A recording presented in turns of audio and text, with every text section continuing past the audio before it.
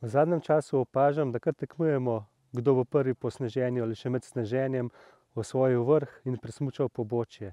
V visokogorje so se včasih odpravili šele marca in smučali v pomladanskih mesecih. Potem je bilo pravilo, da počakajmo vsaj 3 dni.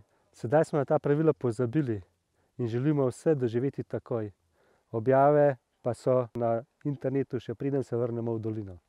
Objave na družabnih omrežjih spodbujajo tudi posnemovalce, ki se lahko brez ali zelo malo znanja podajajo v nevarnost. Pomembno je videti, da procesi preobrazbe snežne odeje potrebujejo določen čas. Vremenske razmere in čas stalno spreminjata snežno strukturo. Če smo danes smučali po varni smeri, lahko čez noč piha veter in zgradi kložo. Tako ta smer postane smrtno nevarna. Za izbiro varne poti za vzpenjanje in potem spust v dolino je potrebno veliko znanja in izkušenj. V visokogorje se zato odpravimo v družbi izkušenejših. Opremo se naučimo uporabljati že v dolini. Za postopnost od lahkih tur proti težjim si vzemimo dovolj časa.